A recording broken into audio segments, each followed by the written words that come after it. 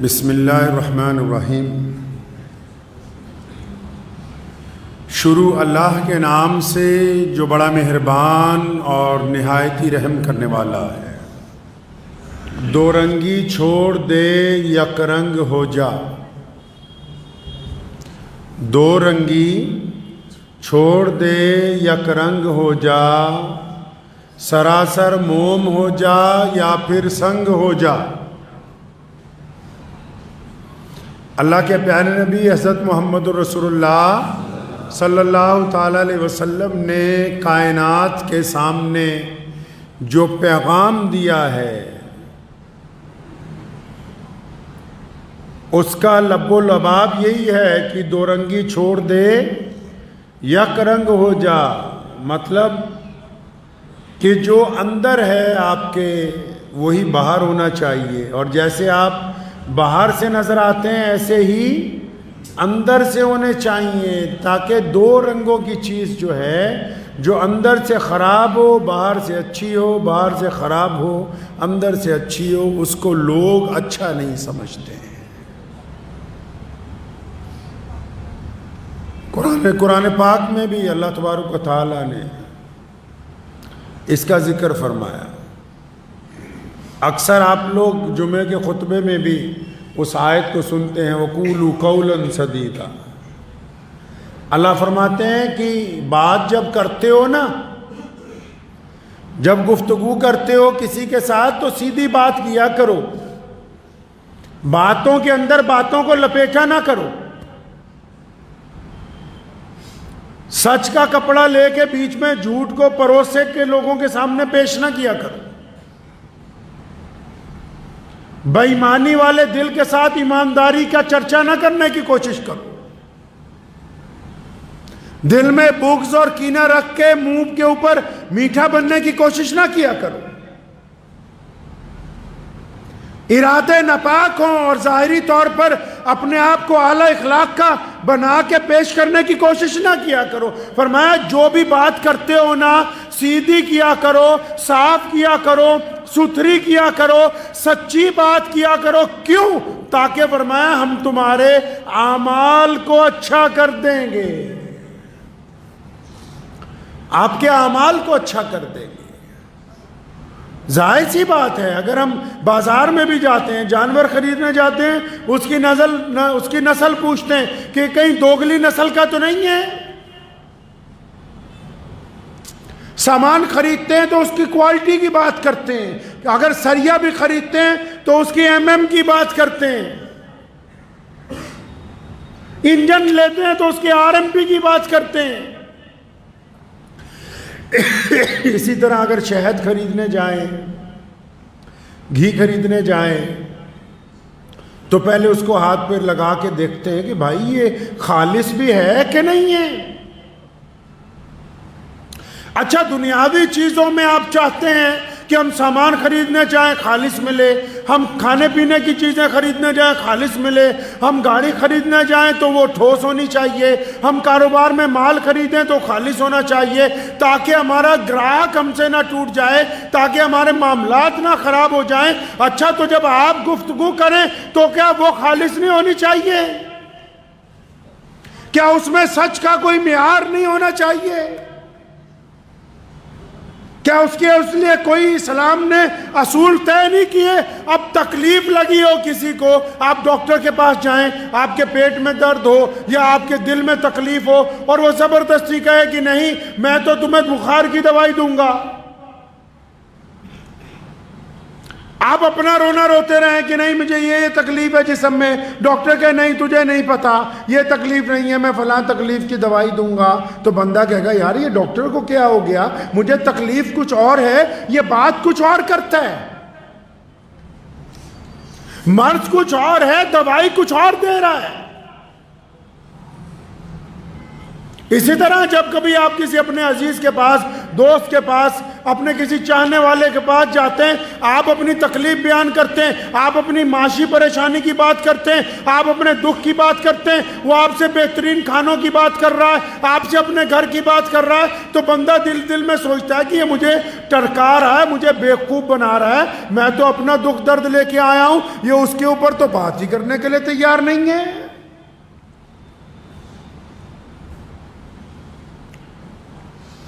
قرآن پاک نے تبھی تو کہا کہ سیدھی بات کرو، اور صرف مسلمانوں کو ہی نہیں کہا، مسلمانوں کے ٹھیکیداروں کو بھی کہا، چودھریوں کو بھی کہا، مولویوں کو بھی کہا، امیر جو بنے ہوئے ہیں ان کو بھی کہا۔ یہ کیسے ہو سکتا ہے کہ ایک قوم کے بچے روزانہ شہید ہو رہے ہوں اور تم جمعے کی نماز میں بیٹھ کے نماز کے فضائل بیان کر رہے ہو؟ یہ کیسے ممکن ہے؟ کیسے ہو سکتا ہے یہ کہ قبلہ اول کو اپنی آزادی کا خطرہ منڈلا رہا ہو، کروڑوں لوگ، لاکھوں لوگ بے گھر کر دیے گئے ہوں، اور ہم یہ بتا رہے ہوں کہ اتنی مرتبہ فلاں تسبیح پڑھو، اتنی مرتبہ فلاں تسبیح پڑھو، تمہیں اتنا ثواب ملے گا۔ یہ کون سی سیدھی بات ہے؟ یہ قرآن اور اللہ اور اس کے رسول صلی اللہ علیہ وسلم کے حکم کے مطابق سیدھی نہیں ہے۔ سچ بولنے کا وتیرہ اپنانا ہوگا۔ ہم نے تو جھوٹ بولنے کی مشین اپنی جیب میں ڈال رکھی ہے، جس کو موبائل کہتے ہیں، صبح شام۔ اب آج اگر کسی کا بچہ ان سے جھوٹ بولتا ہے، ماں باپ رات کو فون کرتے ہیں، بیٹا کہاں ہو؟ اگر بیٹا شراب خانے میں بیٹھا ہے، بیٹا کہیں بدماشی کر رہا ہے، وہ بولتا ہے نہیں ابا جی، اماں جی، میں تو فلاں چوک پہ اپنے دوستوں کے ساتھ کھڑا ہوں۔ پھر آپس میں میاں بیوی بات کرتے ہیں کہ یہ تو جھوٹ بول رہا ہے ہم سے، فلاں رشتہ دار کا فون آیا تھا، یہ تو فلاں چوک میں کھڑا، فلاں چوک میں ہے ہی نہیں، یہ تو فلاں جگہ فلاں لوگوں کے ساتھ بیٹھا بدماشی کر رہا ہے، یہ ہم سے جھوٹ بول رہا ہے۔ پھر باپ بیوی اپنی بیوی کو کہتا ہے، شوہر، کہ ہم نے تو اس کو ایسا سمجھایا نہیں، تم تو دروازے پہ کوئی آتا تھا کہتے تھے بیٹا جاؤ کہہ دو گھر پہ ابا نہیں ہے، تم تو فون اٹھا کے اپنے بچوں کو روز تربیت دیتے تھے، جھوٹ بول دو کہ ابھی فون یہاں گھر پہ بھول گئے، بات نہیں ہو سکتی۔ قرضدار تمہارے دروازے پر آتے تھے، تم اپنے بچے کو تربیت دیتے تھے کہ ان کو شک نہیں ہونا چاہیے کہ تمہارا باپ گھر پہ ہے، باہر سے ہی ان کو کسی نہ کسی طرح رخصت کر دو۔ آپ نے خود تو بچپن سے اس کو تربیت دی ہے جھوٹ بولنے کی، اس کو سکھایا ہے جھوٹ بولنا، اور جب آپ نے اس کو جھوٹ بولنا سکھایا ہے تو وہ جو کہتے ہیں کہ جیسی آواز کنویں میں لگاؤ گے وہی باہر آئے گی۔ جس بچے کو آپ بچپن سے جھوٹ بولنا سکھاتے رہے اپنی جان بچانے کے لیے، اب وہ بچہ اگر کسی سے جھوٹ بول رہا ہے تو سب سے پہلے آپ سے ہی جھوٹ بول رہا ہے، وہ آپ سے ہی غلط بیانی کر رہا ہے۔ اس کو کسی نے نہیں سکھایا، اس کو آپ نے خود سمجھایا تھا۔ اب جیسا بویا ہے ویسا کاٹ رہے ہیں، جیسا بیجا ہے ویسا کاٹ رہے ہیں۔ نبی علیہ السلام نے کیا فرمایا؟ فرمایا میرے بیٹے ابو ذر 6 نصیحتیں فرمائی، لیکن درمیان میں کیا فرمایا؟ فرمایا ہر حالت میں سچ بولنا، بیٹا سچ سے کبھی انکار مت کرنا۔ ہم کس لیے جھوٹ بول رہے ہیں کہ 100-200 روپیہ فالتو کما سکتے ہیں؟ ہم اس لیے جھوٹ بول رہے ہیں کہ سامنے والے کے سامنے ہماری جھوٹی عزت برقرار رہے۔ ہم اس لیے جھوٹ بولتے ہیں کہ سامنے والی کو ہماری بددیانتی کی خبر نہ ہو جائے۔ ہم صرف اس لیے جھوٹ بول رہے ہیں کہ یہ وقت گزر جائے۔ وہ وقت تو گزر جائے گا، لیکن جھوٹ جب سامنے ظاہر ہوگا تو پھر وہی وقت آپ کو برا لگے گا کہ کاش ہم نے اس وقت سچ بول دیا ہوتا۔ سچ بولنا ہر بندے کے بس کی بات نہیں ہے، اور مرد کلندر ہوتا ہے جو سچ بولتا ہے۔ اور سچ صرف ضروری نہیں کہ مولوی بولتے ہیں، لیڈر بولتے ہیں۔ ہر بندہ جس معیار کے اوپر ہے، وہ جس مقام پہ ہے، چاہے وہ اپنے گھر میں ہے، اپنی بیوی کے ساتھ، اپنے بچوں کے ساتھ، اپنے دوستوں کے ساتھ، اپنے پڑوسیوں کے ساتھ، اگر یہ بیوی بچے ناجائز مانگے کر رہے ہیں تو جھوٹ بول بول کے کہہ رہا ہے کہ میں لاؤں گا، اور پھر لوگوں کی ٹھگیاں مار کے جو ان کو جھوٹا پیسہ لا کے دے رہا ہے، تیرے مرنے کے بعد انہوں نے کوئی تیرے لیے دعا نہیں کر دینی کہ جنت کے اندر چلا جائے۔ سچ بولنے کی عادت اسلام کا مغز ہے۔ لوگ توحید میں جھوٹ بولتے تھے، شرک کرتے تھے، لوگ رسالت میں نعوذ باللہ شرک کرتے تھے کہ نہیں ہم فلاں فلاں کو اپنا نبی مان سکتے ہیں۔ رسول اللہ نے توحید میں بھی سچ لے کے آئے، اور پھر رسالت میں بھی اللہ نے سچائی کا اعلان کیا، قبلے میں بھی سچائی کا اعلان کیا، اور جس دین کی ابتدا سچ بولنے سے ہوئی ہو اس دین کے ماننے والے جھوٹ بول سکتے ہیں، اس دین پر چلنے والے لوگ جھوٹ بول سکتے ہیں۔ سچ بولنے کے لاکھوں فائدے ہیں، لاکھوں فائدے۔ آپ کو پتہ ہے سچ بولنے والے کی نماز قبول ہو جاتی ہے، سنا ہے کبھی؟ آپ کو پتہ ہے سچ بولنے والے کے دل کے اندر اللہ نرمی پیدا کر دیتے ہیں۔ آپ کو پتہ ہے سچ بولنے والا بزدل نہیں ہوتا۔ آپ کو پتہ ہے سچ بولنے والے کے کاروبار میں نقصان نہیں ہوتا۔ سچ بولنے والے کی اولاد باغی نہیں ہوتی۔ سچ بولنے والے کی کوئی بے عزتی نہیں کر سکتا۔ سچ بولنے والے کے ساتھ کبھی گھاٹے کا سودا نہیں ہو سکتا۔ سچ بولنے والے کو کبھی ٹھوکر نہیں لگ سکتی، کیونکہ جب بندہ سچ بولتا ہے نا، جب بندہ بسم اللہ پڑھتا ہے، بار بار اپنے رب کا نام لیتا ہے اور سچ بولنے کی بات کرتا ہے، اللہ فرشتوں کو کہہ دیتے ہیں کہ میرا بندہ میرے خوف کی وجہ سے سچ بولتا ہے، اس کے دائیں بائیں ہو جاؤ۔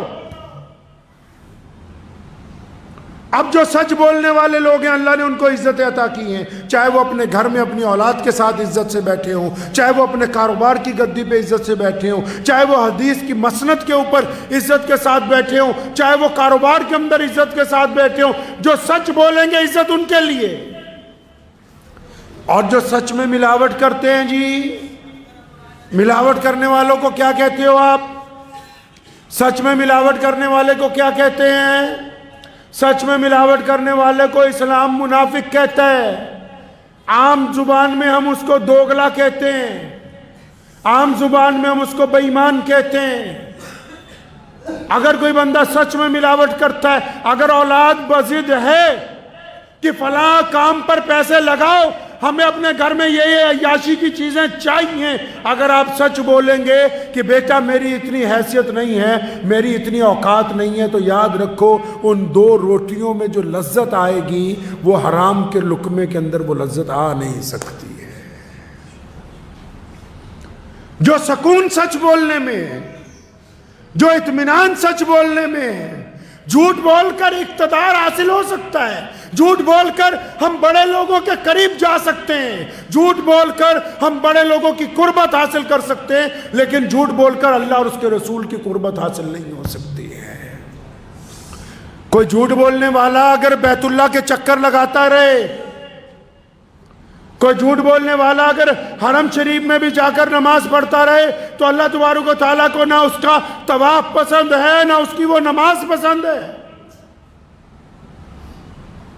پیارے نبی علیہ السلام کے پاس ایک صاحب آتے ہیں کہ یا رسول اللہ میں تو اتنے گناہ کرتا ہوں اور میں کیا کروں، ایک وقت میں سارے گناہ چھوڑ نہیں سکتا، آپ کے ساتھ بھی لگنا چاہتا ہوں، ایمان لانا چاہتا ہوں، آپ مجھے بتائیں میں کیا کروں۔ فرمایا ان گناہوں میں زنا بھی ہے، چوری بھی ہے، عیاشی بھی ہے، بدماشی بھی ہے، قربان جاؤں رسول اللہ پہ۔ فرمایا پہلے وعدہ کرنا کہ آج کے بعد جب بھی بولے گا سچ بولے گا، جھوٹ نہیں بولے گا تو آج کے بعد۔ آپ کیا سمجھتے ہیں کہ سچ بولنا معمولی بات ہے؟ سچ آپ کو کامیابی کے راستے پر لے کے جاتا ہے۔ ہو سکتا ہے کہ کچھ وقت کے لیے آپ رک جائیں کہیں پر، ہو سکتا ہے سچ بولنے کی وجہ سے آپ کو تھوڑی بہت پریشانی آ جائے، لیکن عزتیں سچ کے ساتھ ہیں، کیونکہ یہ دنیا چند روزہ ہے۔ اللہ تبارک و تعالیٰ کو سچ بولنے والے ہی لوگ پسند ہیں۔ اور سچ بولنے کے بھی 2 طریقے ہیں، سن لیں۔ سچ بولنے کے 2 طریقے ہیں۔ ایک وہ سچ جو علل اعلان بولا جاتا ہے، جو قوموں کے لیے ہوتا ہے، جو ملکوں کے لیے ہوتا ہے، جو سماج کے لیے ہوتا ہے، جو معاشرے کے لیے ہوتا ہے۔ اور ایک وہ سچ جو آپ کو اپنے بھائی کو بتانا ہو، ایک وہ سچ جو آپ کو اپنی بیوی کو بتانا ہو، ایک وہ سچ جو آپ کو اپنے بیٹے کو بتانا ہو، ایک وہ سچ جو آپ کو اپنے دوست کو بتانا ہو، اس کے بارے میں رسول اللہ نے حکم فرمایا۔ حدیث کا مفہوم ہے اگر اپنے کسی بھائی میں خامی لگتی ہے تو پھر سرے بازار اس کی بے عزتی نہ کرنا، ہاتھ پکڑ کے ایک سائیڈ پہ لے جانا، ہاتھ پکڑ کے ایک طرف لے جانا، کیونکہ وہ انفرادی بات ہے، ذاتی بات ہے، ایک بندے کا فعل ہے۔ اب انفرادی بات جو ہے، ذاتی بات جو ہے، آپ چاہتے ہو کہ اس آدمی میں یہ خامی ہے، اس میں یہ قصور ہے، یہ ٹھیک ہو جائے، یہ اچھا بن جائے، تو اس کا طریقہ یہ ہے کہ آپ اس کو ایک طرف لے جائیں۔ اور ایک وہ سچ کہ پوری کی پوری قوم ہلاکت کے دروازے پہ کھڑی ہو، قوم کو مرض لگ گیا ہو، تکلیف لگ گئی ہو، اور پھر وہ ضرورت محسوس کر رہی ہو کہ کوئی تو آئے جو ہمارے ساتھ سچ بولے، اور اس وقت بھی آپ اپنے گھر پر بیٹھ کے منہ کے اوپر ٹیپ لگا لے کہ ہم سچ نہیں بولنا چاہتے، تو وہ سچ گناہ ہے جس کو آپ چھپا رہے ہیں، اور یہ بھی سچ گناہ تھا جس کو آپ سرعام دوسرے کی بے عزتی کے لیے استعمال کرنا چاہتے تھے۔ پیارے نبی صلی اللہ علیہ وسلم نے متعدد جگہ فرمایا، صحابہ ایسے کہتے تھے۔ کیسے کہتے تھے صحابہ؟ فرماتے تھے کہ ہم ایمان لائیں اللہ کے سچے نبی پر، کیونکہ اور جھوٹ بولنے والے بھی بہت ہیں بازار میں۔ اللہ نے ہم کو سچا دین عطا فرمایا، سچا نبی عطا فرمایا، اپنی سچی کتاب عطا فرمائی ہے۔ کیا ہم کبھی اس کو اپنے معیار پر تولیں گے؟ اگر ہمیں سچ بولتے ہوئے بھی ڈر لگتا ہے اپنی ذاتی زندگی میں بھی، تو پھر اس کا مطلب تو ہم بے ایمان ہیں، ہم ظاہری طور پر دیکھنے میں اچھے انسان لگ رہے ہیں، حقیقت میں ہم مجرم ہیں، اپنے ضمیر کے مجرم ہیں ہم۔ گناہوں کا بوجھ اٹھا کے تو تھوڑا سا چلا جا سکتا ہے، کیونکہ توبہ کا دروازہ کھلا ہے۔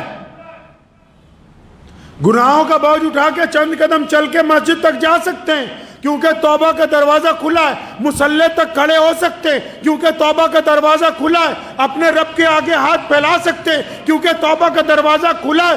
لیکن جب بندہ ضمیر کا مجرم ہو جائے، جب پتہ ہو کہ جیب میں یہ پیسے پڑے ہیں، یہ حرام کے ہیں، جب پتہ ہو کہ قلم نے غلط فیصلہ کر دیا، یہ حرام تھا، جب پتہ ہو کہ سامنے کوئی گرا ہوا ہے، میں آنکھ بچا کے سڑک سے ایک طرف سے چل کے گزر گیا، جب پتہ ہو کہ پڑوسی کے گھر میں کھانا نہیں بن رہا، میں بہترین کھانے کھا رہا ہوں، پھر بندہ اپنے ضمیر کا مجرم ہے۔ دوسروں کا مجرم تو معافی مانگ کے سرخروئی حاصل کر سکتا ہے، ضمیر کا مجرم کہاں جائے گا؟ ہم سب سے جھوٹ بول سکتے ہیں، لوگ اپنے رب کے آگے آ کے جھوٹ بولتے ہیں، یا اللہ مجھے معاف کر دے، دل میں ارادہ ہوتا ہے کل پھر ٹھگی مارنی ہے، پھر معافی مانگے۔ اپنے بھائیوں کو کہتے ہیں، دوستوں کو کہتے ہیں ہمیں معاف کر دے، دل میں ارادہ ہوتا ہے ایک بار معاف کرے گا، دوبارہ جب موقع ملے گا پھر اس کا رگڑا پھیریں گے۔ لیکن جو اللہ نے یہ دل لگایا ہے نا اندر، جس میں اللہ نے ضمیر نام کی ایک چیز پیدا کی ہے، جب بندہ آخر میں خود اکیلا ہوتا ہے نا، پھر اپنے جب ضمیر سے پوچھتا ہے تو ضمیر کہتا ہے کہ ہاں تو نے فلاں کی بیٹی کی طرف زنا کی جو نگاہ ڈالی تھی وہ جائز نہیں تھی، تیرے گھر میں بھی تو بیٹی ہے۔ پھر ضمیر کہتا ہے کہ تجھے فلاں کی بے عزتی کرنے جا رہا تھا، وہ تو نے غلط کیا ہے، کیونکہ تجھے پتا ہے کہ وہ بے عزتی کے قابل نہیں تھا، عزت دار تھا، تو نے اسے نیلام کیا۔ ضمیر کہتا ہے اندر سے، ضمیر کہتا ہے کہ ہاں تو یہ جو نماز پڑھ رہا ہے، تیرا دل اپنے رب کی حضور راضی نہیں ہے، تو لوگوں کے ڈر کے ساتھ لوگوں کو دکھانے کے لیے سجدے کر رہا ہے۔ یہ ضمیر کہتا ہے بندے کو، ضمیر کہتا ہے کہ فلاں کی جگہ پر یہ جو قبضہ کر رکھا ہے اس کے گھر والے تڑپتے ہیں۔ اور جو بندے ضمیر کے مجرم ہوں اور پھر ان میں اتنی طاقت نہ ہو کہ وہ اپنے ضمیر کی آواز سن لیں، ضمیر تو بار بار کہتا ہے کہ ہاں میری قوم کے بچے شہید ہو رہے ہیں، میں تو اخلاص سے ان کے لیے دعا بھی نہیں کرتا، میں تو ایک لفظ بھی ان کے لیے نہیں بولتا۔ ضمیر تو کہتا ہے کہ کیا ہوا قبلہ اول کے لیے، تم نے اپنے دل کے اندر کیا ارمان بنائے، تو ہم تو کہتے ہیں کہ نہیں ہم تو لازر ہیں، بہت ہی کمزور ہیں. ضمیر ہمیں جھنجھوڑتا ہے، اور جب ضمیر کسی کو جھنجھوڑتا ہے، اور جب آپ کو ضمیر آپ کو یہ کہے کہ تو گنہگار ہے، ضمیر جب یہ کہے کہ تو نے دوسرے کی بے عزتی غلط کی ہے، ضمیر جب آپ کو یہ کہے کہ تو نے دوسرے کی بیٹی کے اوپر غلط نگاہ ڈالی، ضمیر جب آپ کو یہ کہے کہ تو نے اپنے پڑوسی کی مدد نہیں کی طاقت ہونے کے باوجود، تو پھر خدا کی قسم فوری طور پہ اپنے رب کے آگے جھک جائیے، فوری طور پر اپنے رب سے معافی مانگ لیجئے. جو پھر ضمیر کی آواز بھی نہیں سنتے، وہ پھر چلتی پھرتی لاشیں ہیں، ان کا ضمیر نہیں ہے، تو پھر جسم میں بھی سمجھیے کوئی تاثیر باقی نہیں ہے. اس لیے سچ بولنے کی عادت ڈالیں. کریں گے انشاءاللہ؟ سچ کون سا؟ جو طریقے کا سچ ہو، بے ایمانی کا نہیں. کاروباری جب سچ بولتے ہیں نا، جو اعلیٰ ترین کاروباری ہوتے ہیں ایماندار، وہ کہتے ہیں 10 روپے کی لائے ہیں میاں صاحب 15 کی دیں گے. اور جو بے ایمان ہوتے ہیں وہ کہتے ہیں جناب 25 کی لائے ہیں 30 کی آپ کو دے رہے ہیں. مال تیرا ہے، چیز تیری ہے. صرف لفظوں نے ہی اس کو حلال اور حرام میں تبدیل کر دیا ہے. سچ بولنے کی عادت ڈالیے. اپنے بیوی بچوں کو سچ بتائیے کہ ہمارے پاس جتنے پیسے ہیں اللہ نے ہمیں عزت دی، ہم ان میں گزارا کر رہے ہیں. جھوٹ بول کے ایڑیاں مت اٹھا کے اپنے گلے میں پھندا ڈالیے. لوگ شادیاں اتنی مہنگی مہنگی کرتے ہیں، کیوں؟ ارے جھوٹ بولنا ہے لوگوں کے سامنے، سماج کے سامنے جھوٹ بولنا ہے. بھیا ہمارے پاس تو پیسہ بہت ہے، ہم تو گاڑی دیں گے، ہم موٹر سائیکل دیں گے، ہم بہترین کپڑے دیں گے اعلیٰ ترین ہوٹل میں. اور جو قرضہ چڑھ گیا سچ بول کے جھوٹ بول کے، وہ پھندا پڑ گیا گلے کے اندر. اور اگر سچ بولا ہوتا کہ بھائی ہم تو اسی قابل ہیں کہ چند ٹکڑوں کے اندر آپ کی تواضع کر سکتے ہیں، تو اس سچ میں جو لذت ہوتی نا، تو آپ کے بستر پر رات کو آنے والی نیند میں سکون ہوتا. صبح جب آپ اٹھتے تو بے فکری ہوتی. لیکن کیونکہ زندگی کو جھوٹ بنا لیا، جو ہم نہیں ہیں وہ ہم دوسروں کو بتانا چاہتے ہیں. ہم جو نہیں ہیں نا، ہم چاہتے ہیں دوسروں کو کہ وہ بتائیں کہ جی ہم تو فلاں ہیں، جبکہ ہم وہ نہیں ہیں. اور اگر ہم وہی بتائیں جو ہیں، اللہ نے جیسا ہمیں بنایا ہے، اللہ کو اس کے لیے ہمیں شکر ادا کرنا چاہیے. تو اپنے معاملات میں بھی، ذاتی معاملات میں بھی سچ بولنے کی عادت کو اپنا لیجئے. دوسروں کو، میرے والد صاحب شیخ اسلام مولانا حبیب الرحمن لدھیانوی رحمۃ اللہ علیہ، انہوں نے ہماری ہر جگہ تربیت فرمائی. اکثر ایک بات بار بار ہمیں کہا کرتے تھے پنجابی چ، کہندے یار دوسریاں دے جوان ماں پیو دیکھ کے اپنے بڈھے نہ مار لے ہو کتے. مطلب تم یہ دیکھ کے کہ دوسروں کے پاس دولت بہت ہے تو میں نے بھی فائنانس پہ اتنی چیزیں لینی ہے، اپنے بڈھے نہ مار لو. اللہ نے جو تمہیں ماں باپ دیے وہی تمہارے لیے سب سے اعلیٰ ہیں. اللہ نے جس گھر میں تمہیں پیدا کیا تمہارے لیے وہی بہتر ہے. اللہ نے جس مقام پر آپ کو رکھا آپ کے لیے وہی بہتر ہے. پہلے اس کا شکر تو اللہ تبارک و تعالیٰ کی حضور ادا کرو. جھوٹ بول کے زندگی گزارنے میں لطف رہی ہیں، سچ کی روٹی میں جو مزہ ہے وہ جھوٹ کے سالن کے اندر آ نہیں سکتا ہے. دعا کیجیے اللہ اس پہ عمل کی توفیق عطا فرمائے. اور آخر میں ایک بات عرض کرتا ہوں بڑی ذمہ داری کے ساتھ.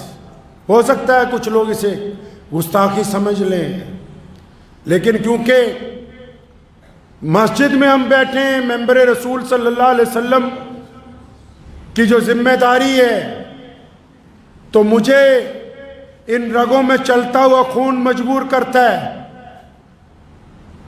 کیونکہ خواہ ہماری زندگی جیسی مرضی ہو، لیکن ان رگوں میں جو خون چل رہا ہے نا، میرے والد مولانا حبیب الرحمن ثانی لدھیانوی رحمۃ اللہ علیہ اور ان کے جد امجد حضرت مولانا شاہ عبد القادر لدھیانوی رحمۃ اللہ علیہ، اور پھر ان کے جد امجد حضرت عمر ثانی عمر بن عبد العزیز رحمۃ اللہ علیہ، اور پھر ان کے جد امجد حضرت عبداللہ ابن عمر رضی اللہ تعالیٰ عنہ، ہمیں یہ خون مجبور کرتا ہے کہ میں آج یہ بات کہہ دوں.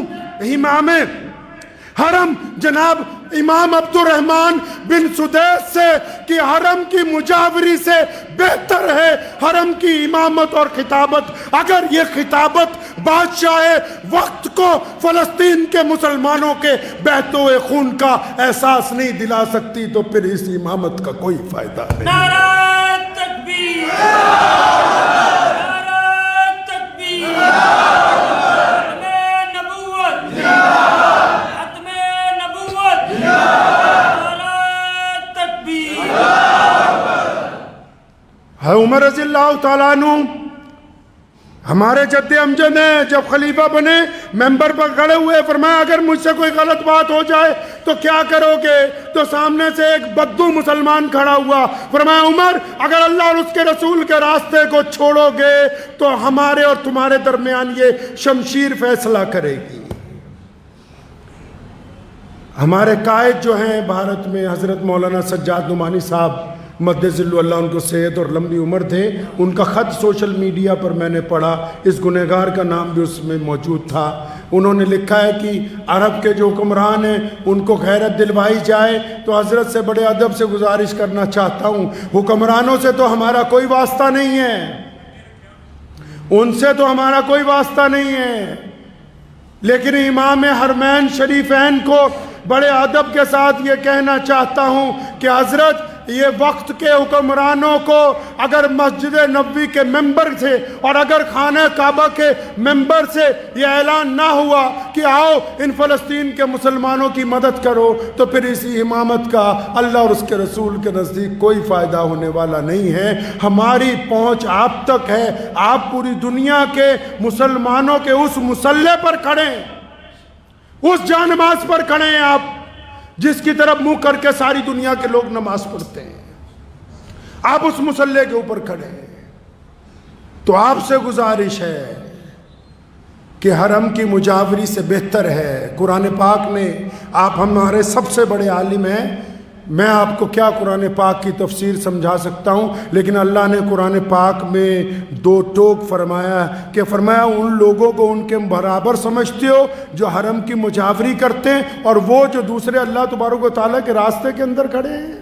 یہ برابر نہیں ہو سکتے، یہ برابر نہیں ہو سکتے. جو مقام اللہ کے راستے میں جن لوگوں کا ہے وہ حرم کے مجاوروں کا نہیں ہو سکتا ہے.